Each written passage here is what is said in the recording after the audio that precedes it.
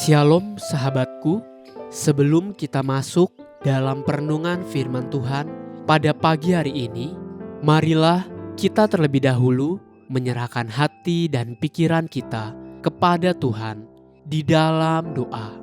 Tuhan Yesus yang baik, terima kasih untuk pagi hari ini.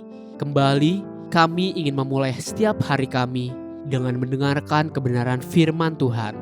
Kami percaya kebenaran firman-Mu ini yang akan mengawali langkah hidup kami sepanjang hari ini. Haleluya, amin.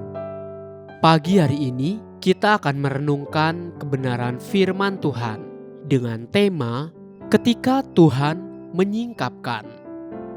Sebuah tema yang mengajak kita untuk belajar rendah hati dengan memeriksa kembali sikap hati kita di hadapan Tuhan. Mari kita buka Alkitab kita di dalam kitab Kisah Para Rasul 8 ayat 9 sampai 13. Demikian firman Tuhan.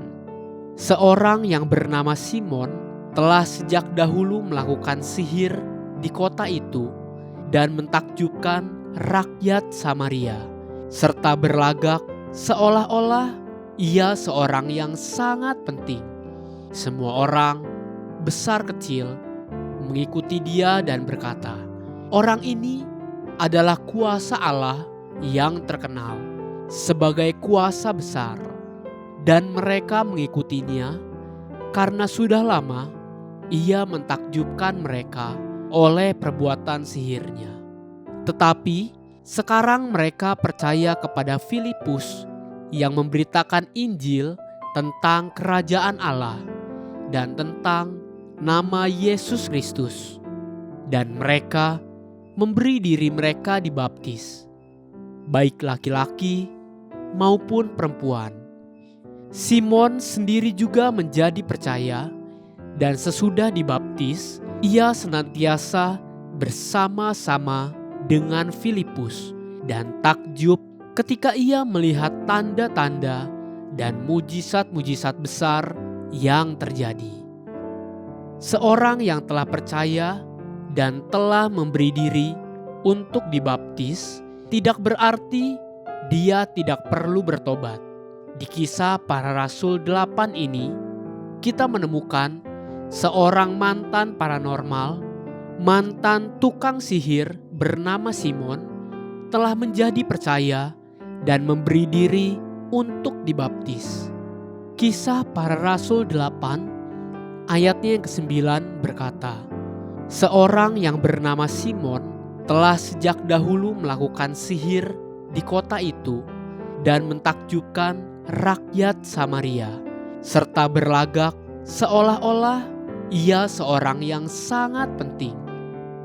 Sekalipun Simon telah menjadi percaya dan memberi diri dibaptis, sehingga dapat dikatakan bahwa dia sudah diselamatkan, namun ada bagian-bagian di dalam jiwanya, yaitu karakter-karakter lama yang perlu dikikis dan dibentuk agar dia layak dipakai Tuhan untuk tujuan Tuhan.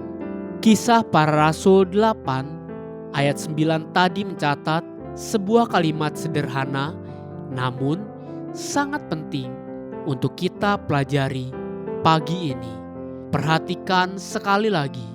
Seorang yang bernama Simon telah sejak dahulu melakukan sihir di kota itu dan mentakjubkan rakyat Samaria, serta berlagak seolah-olah ia seorang yang sangat penting. Inilah lukisan karakter lama Simon yang perlu dibentuk Tuhan. Dengan sifat-sifat dan karakter yang lama, ketika Simon masuk ke dalam perkumpulan hamba-hamba Tuhan, jiwanya tersingkapkan, hasratnya mulai tergoda, dan bau busuk mulai tercium. Coba perhatikan Kisah Para Rasul 8 ayat 18 sampai 23. Ketika Simon melihat bahwa pemberian Roh Kudus terjadi oleh karena rasul-rasul itu menumpangkan tangannya, ia menawarkan uang kepada mereka serta berkata, Berikanlah juga kepadaku kuasa itu, supaya jika aku menumpangkan tanganku di atas seseorang, ia boleh menerima Roh Kudus. Tetapi Petrus berkata kepadanya, "Binasalah kiranya uangmu itu bersama dengan engkau, karena engkau menyangka bahwa engkau dapat membeli karunia Allah dengan uang. Tidak ada bagian atau hakmu dalam perkara ini, sebab hatimu tidak lurus di hadapan Allah. Jadi bertobatlah dari kejahatanmu ini dan berdoalah kepada Tuhan, supaya Ia mengampuni niat hatimu ini. Sebab kulihat bahwa hatimu telah seperti empedu yang pahit dan terjerat dalam kejahatan." Tapi syukur kepada Allah, Simon merendahkan diri dan bertobat, sehingga dia berkata, Kisah Para Rasul 8 ayat 24.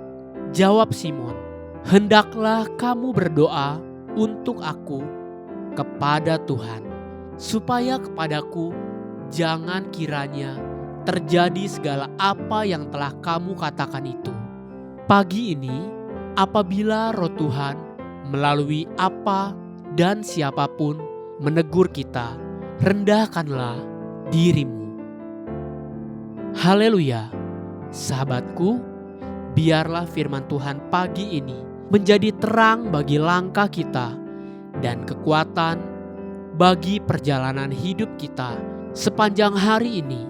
Mari kita menutup renungan ini dengan doa. Tuhan Yesus yang baik, terima kasih untuk kebenaran firman-Mu yang telah Engkau berikan buat hidup kami. Kami mau terus belajar merendahkan hati dan hidup kami di hadapan Engkau. Bahkan kami mau menerima teguran dari setiap orang yang Engkau utus untuk menegur hidup setiap kami. Amin. Jesus loves you and so do I.